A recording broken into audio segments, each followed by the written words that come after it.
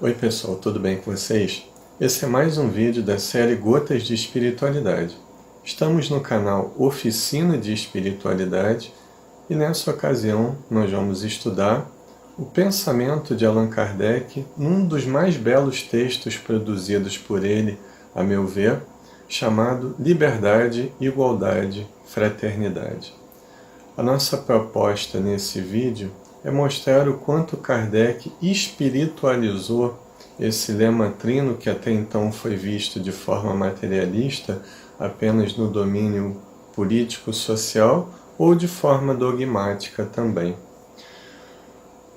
Para começarmos, existem duas diretrizes principais nesse vídeo. A primeira é que há uma subordinação da liberdade e da igualdade em relação à verdadeira fraternidade. Ou seja, só há igualdade verdadeira se houver fraternidade verdadeira. E só há liberdade se já tivermos conquistado a igualdade verdadeira que é gerada pela fraternidade. Pois bem, visto isso, a outra diretriz do nosso vídeo é mostrar que o orgulho e o egoísmo, isso de acordo com o próprio texto de Allan Kardec, são os fatores que entravam esse processo do estabelecimento da verdadeira fraternidade, igualdade e liberdade entre os seres humanos. Quando tentamos sufocar, e não tem sido raro essas tentativas em nosso mundo, quando tentamos sufocar, agonizar esse processo que descende diretamente da lei do progresso, da lei de evolução, há várias comoções sociais pelas quais muitas delas o mundo está passando agora nessa fase, essa nova fase pela qual adentraremos no milênio atual, que chamamos de mundo de regeneração. Kardec deixou muito clara essa subordinação entre os três princípios, ou melhor, entre os dois princípios da igualdade e da liberdade em relação à fraternidade. Mas podemos fazer a seguinte pergunta: o que é a verdadeira fraternidade? Como identificarmos esse processo? Seria, por exemplo, pessoas que pensam igual e que se unem em prol de um projeto, em prol de uma ideologia religiosa, ou mesmo pessoas que se gostam e resolvem se unir porque se amam? Seria essa a fraternidade pregada pela doutrina espírita, pregada por Jesus? Ou seria algo além disso? Ou seria o diálogo com o diferente? Ou seria essa benevolência para com todos, tão pregada em um livro dos Espíritos? Vamos ver com Allan Kardec qual o sentido que ele deu para a verdadeira fraternidade entre os seres humanos.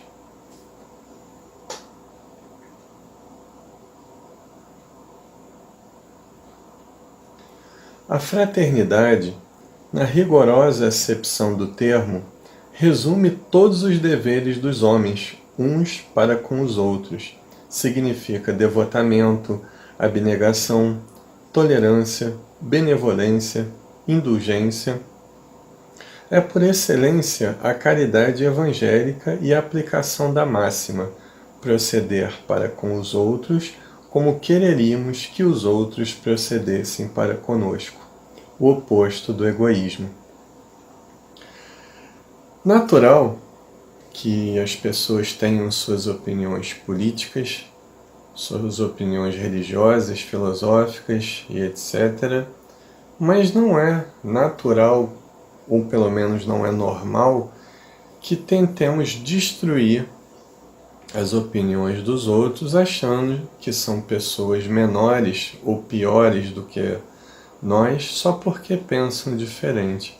Então, Allan Kardec, à luz dos espíritos superiores, à luz do espírito da verdade, muito preocupado com esse processo, ele deixou muito bem delimitada a ideia de que a fraternidade ela tem que ser gerada por pessoas de todos os segmentos sociais, por pessoas de todas as cores, de todas as etnias, para as pessoas de ambos os sexos e de todas as idades, de classes sociais, não importa. A verdadeira fraternidade, ela não tem essas barreiras que muitas vezes são impostas pela política partidária, por grupos fanáticos ou fundamentalistas, por interesses sempre escusos, que tentam separar as pessoas nesse caminho do bem, nesse caminho do despertar do amor. Então essa fraternidade, ela não deve ter essas barreiras impostas pelo orgulho e pelo egoísmo. Mas aí nós perguntamos, como consequência desse processo de fraternidade sem barreiras, o que é a igualdade? Ora, nós somos reencarnacionistas. Nós sabemos que há espíritos em vários graus evolutivos. Nós sabemos que uns já conquistaram mais em termos de conhecimento em uma ou várias áreas. Nós já sabemos que alguns já têm uma sensibilidade, uma percepção muito maior do que seja a moral elevada, voltada para o amor, para todos aqueles elementos que foram conceituados naquele trecho que acabamos de ler do texto de Allan Kardec. Então nós temos a noção de que cada um está no estágio que lhe é peculiar. Então, como pensar em igualdade numa sociedade? Allan Kardec deixa muito claro que a igualdade não é, logicamente, de aptidões, a igualdade de oportunidades, para que cada um chegue realmente no patamar que lhe é devido, de acordo com seu talento individual e de acordo com a sua capacidade de lutar diante da adversidade, diante dessa impermanência que é a vida no corpo físico. Então, a verdadeira igualdade, ela não quer dizer que todos tenham que ser iguais, mas que todos precisam das mesmas oportunidades para chegarem no lugar que lhe é próprio. Vamos acompanhar um outro trecho desse texto de Allan Kardec que fala sobre como o orgulho sufoca esse processo de reconhecimento da igualdade que deve existir entre todos os seres humanos. Acompanhamos.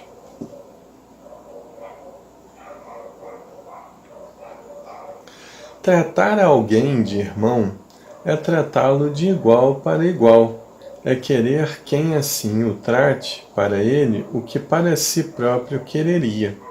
Num povo de irmãos, a igualdade será a consequência de seus sentimentos, da maneira de procederem, e se estabelecerá pela força mesma das coisas.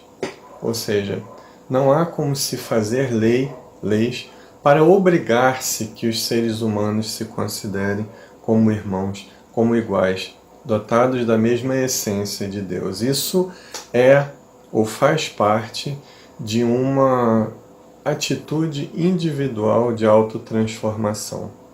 É o aprender a lidar com os próprios sentimentos que vai fazer com que identifiquemos essa fagulha divina, essa essência que existe divina em todos nós, também contida nas outras pessoas. Passaremos a identificar nas outras pessoas a mesma capacidade que nós temos, ainda que cada um esteja num grau diferente. Então, a igualdade, a verdadeira igualdade, é conquistada de forma social e de forma coletiva por pessoas que já sabem lidar com os seus próprios sentimentos, já sabem identificar as próprias emoções básicas dos sentimentos que são derivados do orgulho e do egoísmo. Então, dessa forma, elas já podem crescer automaticamente e se preocupar com o direito alheio. Então, é dessa forma que chegamos ao terceiro princípio, que é a liberdade. Allan Kardec, de forma muito hábil e muito inteligente, ele separa os conceitos de liberdade natural e liberdade legal. Mais uma vez ele diz que o orgulho e o egoísmo são capazes de entravar esse processo de aquisição coletiva da liberdade legal. Porque há vários interesses escusos ainda em campo, né? Sempre o interesse pessoal falando mais alto, é quase sempre a pessoa tentando subordinar as outras através do seu poder, que pode ser maior ou menor em termos de ação na sociedade, mas é sempre tentando tolher o outro para não ser tolhido. É sempre o medo de perder prestígio ao omitir a sua própria opinião, pensando que vai desagradar as outras pessoas. É sempre a questão de tentar dominar para não ser dominado. E foi preocupado com isso que Allan Kardec estabeleceu esse critério de divisão entre as duas formas de liberdade do ser humano. Uma, a liberdade legal, que são os seus direitos adquiridos pela Constituição de cada nação, e essa Constituição se aproxima mais ou menos da lei divina de acordo com o amor que é pregado nos artigos que ela compõe, mas o fato é que existe a liberdade natural, que essa ninguém nos tira, que é a liberdade de pensar e a liberdade de consciência, a liberdade de usar o nosso livre-arbítrio como bem o entendemos. É lógico que no uso desse livre-arbítrio há sempre uma responsabilidade que vem inserida através da lei de causa e efeito. Conforme o nosso grau de consciência, nós vamos responder pelo que fizemos de certo ou de errado, cujo regulador é a lei divina natural, que é igual para todos. Então, nós podemos fingir que pensamos de forma diferente da qual pensamos para agradar alguém, por uma questão de comodidade, para não sermos rechaçados por aqueles que pensamos que são nossos amigos, etc., ou pela nossa família, que muitas vezes é conservadora em termos puritanos, mas nós pensamos de acordo com o nosso grau evolutivo. E o que traz a verdadeira liberdade, e eu falo da liberdade legal, que é derivada dessa liberdade de pensar, é justamente o termômetro disso tudo, que Allan Kardec tão bem traduziu nesse último trecho do texto Liberdade, Igualdade e Fraternidade que leremos nesse vídeo. Acompanhamos então esse profundíssimo pensamento de Allan Kardec a respeito desse processo de aquisição da verdadeira liberdade, já tendo conquistado a noção de igualdade gerada pela fraternidade verdadeira.